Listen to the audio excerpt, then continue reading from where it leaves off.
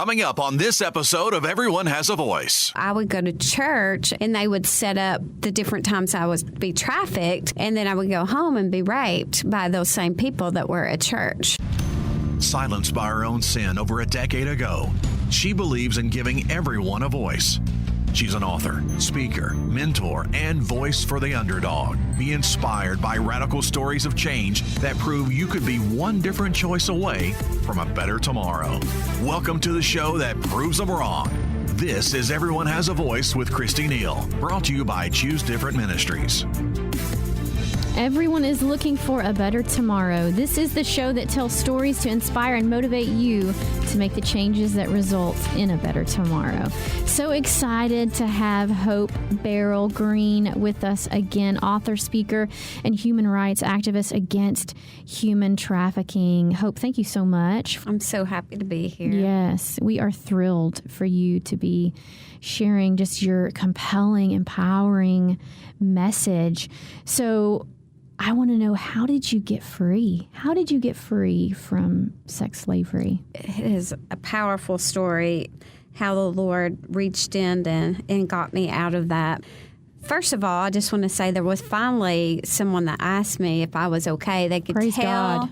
that there was something wrong, even though they saw this couple that looked like this all-American family. They looked past that. They were Christians and went with their gut and said, hey, you know, what's going on? As they began to pray for me, it all kind of unfolded. Yes. But it wasn't an overnight thing. It took 7 years for me to get free. Because 7 years. When you're set up like that, I didn't know. I mean, for me, my traffickers told me that these people were going to be another person that they sold me to. So I was just waiting for when that happened. I didn't know. I knew it was going to happen eventually because that's what always happened. Just lies upon lies upon lies. So how do you know what to believe? Exactly. So they really had to prove themselves to me, and it took a long time for them to do that because it was breaking down walls that had been set up in my earliest childhood. Since you were a baby, yeah. Exactly. So if you have not heard the first segment with Hope, she was born into sex slavery and human trafficking, and literally it was all you knew. Absolutely. Every day. You know, every day that's what I experienced. So I knew nothing else other than that. And to me, that was what would happen to me for my entire life. I didn't know that there was a way out. And they told you that's what you were created for, correct? Exactly. So in a way, even though it sounds very sick, I thought that, well, this is just what I was born for. Why God has me here, and that's what I was told. So You were brainwashed. I mean, exactly. There's no, when people that are brainwashed don't question because they don't even know to question. I didn't know to question. I didn't know that there was any other way, because anytime we were around any people, they would say, well, all of this is going on in their house too. So I just thought see. all of it happened. This happens with every child. Exactly. And when you went to church, what would they say after church? Because I'm thinking, well, aren't you going to church and learning about how God loves you and singing songs? So what would they say after that? Well, they were really dumb, I have to say that. Mm-hmm. They were very dumb because they didn't bet on God's word and his truth. Right. Actually going in and doing something in me. They just told me that, hey, we go here and we pretend and we act this way, and then when we go home, this is what happens. And so, I would go to church and they would set up the different times I would be trafficked, and then I would go home and be raped by those same people that were at church. So you were trafficked within the church? Absolutely, yes. Unbelievable. And for those listening, just hearing these raw, gut-wrenching stories, true stories of how traffickers work, camouflage themselves as regular middle-class families, go to church, go to school. This isn't happening out in your back shed in the country, hidden from everything. This is among us. So it was so important for us to do a second segment here because we want to create street warriors that have awareness of what this looks like. So just continue on with how you got free, Hope. from these people. The couple that I was telling you about, they not only gave me a job, they gave me a place to live, they gave me a car. Good they for them. Continued to pray for me. And it was like God was one brick by brick pulling down all the lies that I believed and who I even thought who I was, because we don't even know that we deserve it. How are we going to reach out for help? Sure. No self-worth whatsoever. Exactly. And so they just day after day after day were very consistent in who they were with me, and loving and kind and generous. And so that I owe that. It was God in them, but I owe them for being willing to do that. Sure. And they listened. They obeyed. Yes. And I've heard obedience is greater than sacrifice. If God is telling you and nudging you to do something, Hope wouldn't be here today. She wouldn't have written her book. She wouldn't have been invited to the White House, which we'll talk about later, and being this awesome voice of hope for people being human trafficked. And it's all because the couple listened.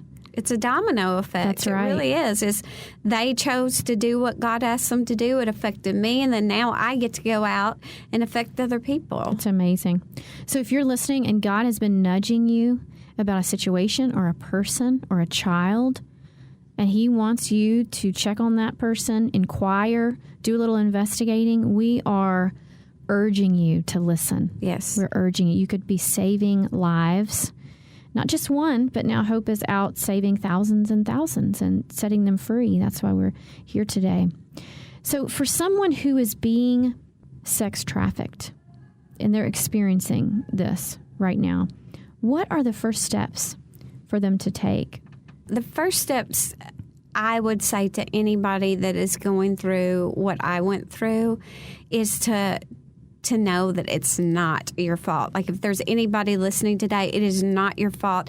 No one was created to be a slave. God does not create slaves. He is all about freedom. That's right. For me, it's like he will find different ways, like even small things. Like for me, I went outside after I had been abused and I saw a little flower, and it was God's way of showing me that there was something else other than the hell that I was going through. Yeah. And to see those things, that's God's way of reaching out to you right now. And he's trying to show you his beauty, because he's all about beauty and all about love. He's not about hate and pain and all of that. Even though church sometimes will tell you differently that we have to go through suffering. Yes, sometimes we do in this world, but it's because of the devil. It's a fallen world. Yeah. So if you're being hurt right now, it's not God's plan for you. That's right. And God's not causing that. No, he's not a cancer-causing, car-wrecking, angry creator. He wants us all to be set free. And truly, we're created to love and give love and help others in a healthy way. Again, we are talking with Hope Green, author, speaker, and human rights activist against human trafficking. She has her book out, To Tell the Truth. You can find it on Amazon. And I'd love to talk with you, Hope, about being invited to the White House. You were invited recently to be a spokesperson against human trafficking. This was really an ultimate thing of showing how far God can bring you. Mm-hmm. And I was given an opportunity. There was a lady that's over the Global Centurion Foundation. She does a lot of research with people that have been through what I've been through, and just to find out where they're at and the different things they've been through, so we can start to change legislation and get more training out there for people, so that we can show them what to look for. Like, for example, if someone looks like they're afraid all the time, or if they can't make eye contact, or if they look like somebody is controlling them, or have a branding, just the different things like that. So I was able to go to Washington and really share my story and give them a clear picture of what it's like to be where I have been. Yeah. And just a plea that they change the laws so that people will, especially front-facing organizations like any kind of medical personnel. Yeah, your doctor. What about when you went for your physicals as a child? Nobody asked any questions. That's just crazy to me. And so we have to start asking questions. We must. If you see something, say something. If you feel that something's off, there's probably something off. So make a phone call. And if you ask and something's not off, what harm has been? There's no harm to ask. But you might have saved an entire life. That's right. So that's right. It's worth it. So something that I'm sure we all want to know, but I want to know, what does it look like? Like, actually look like when someone, because there's a market out there, obviously, for people wanting to rent, lease, I don't know what you call it, a child for a day, 2 days, a weekend. How did you get to the person that was, in the market for this? Did they just put you on an airplane? I mean, I really want to have a clear picture. Right.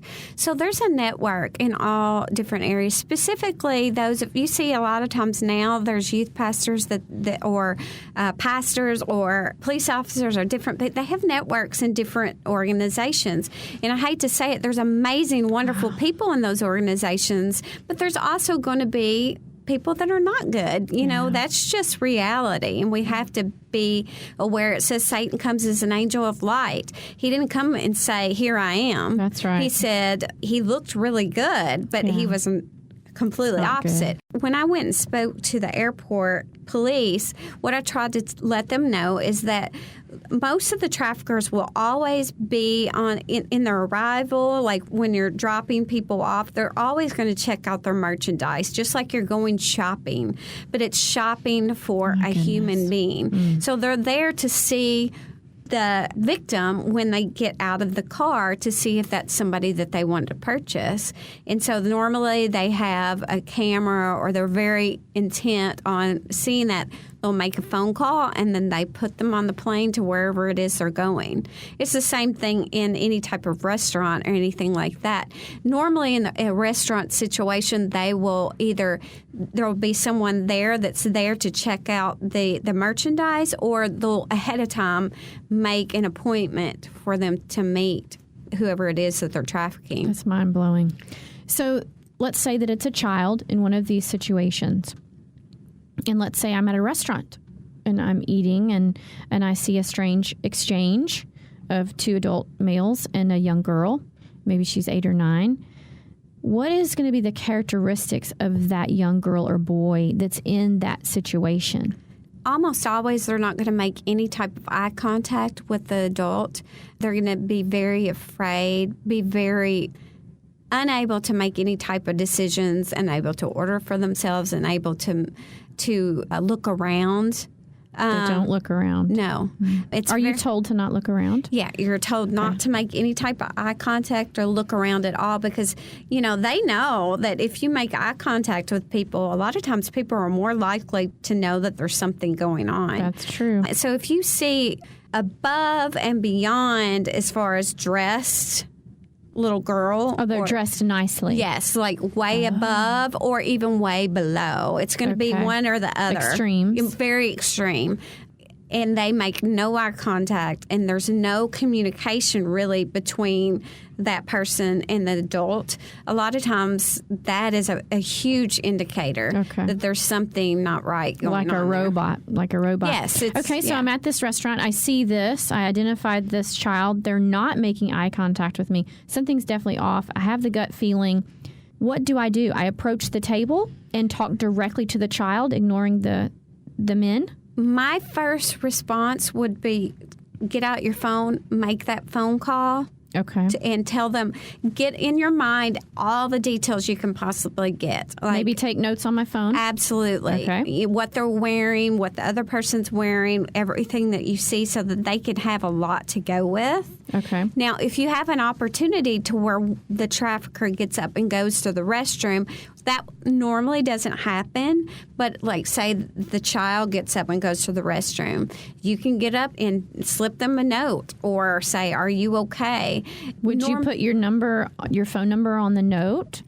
I would definitely do that. So then that person has that, or at least it's planting a seed for that person. A seed, but always follow up with the hotline or call the police. Okay. That is, in all situations, that child is not going to be able to do a lot with the number, but at least they have something they know that somebody, because sometimes it's planting a seed. Yeah.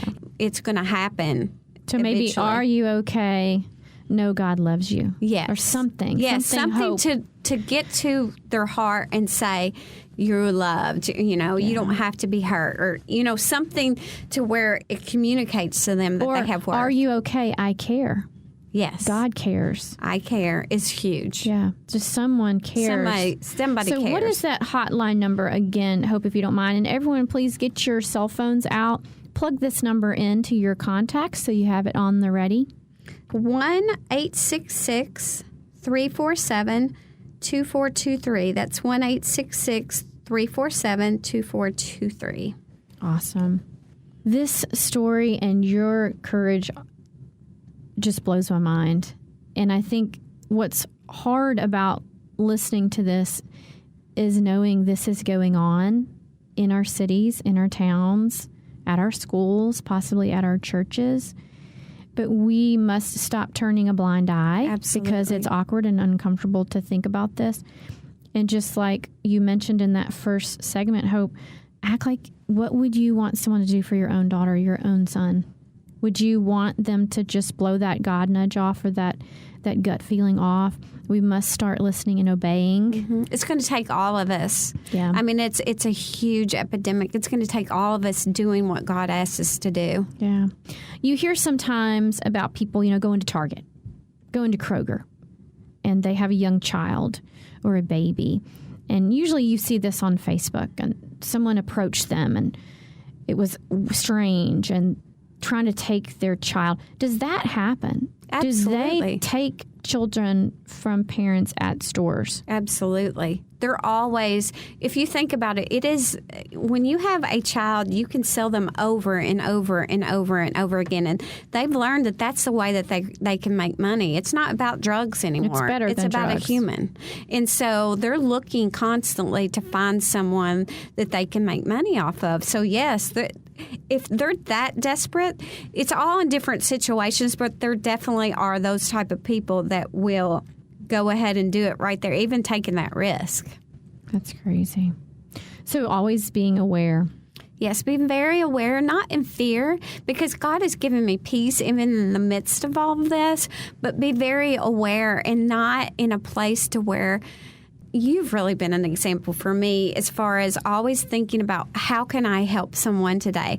What can I do for someone today? And he's always going to, if we really ask him, help me to rescue somebody today. Yes. Yeah. Help me to see. Yeah. He'll do it. Open my eyes. So we've been speaking with Hope Beryl Green, author, speaker, and human rights activist against human trafficking. And she's referencing God. Every day, wake up. God, who can I bless today? And not only will that help you bless others, but it'll help your mindset a little bit. If you're in a season of things aren't really that great, one of my tricks is I'm going to focus on somebody else. I'm going to stop focusing so much on me because things aren't great here. But I can always help others. There's always someone out there in a worse situation. So Hope, tell us again how people can find you on social media and follow you. And then also, how can they support this needed ministry? And it isn't cheap, running a ministry and being a voice for something like this. So if you've been looking for a worthy cause to support, my goodness, I can't think of a better cause. And I know we all love animals. You see the commercials for the hurting animals, but let's help the humans first. Absolutely. And it's an epidemic.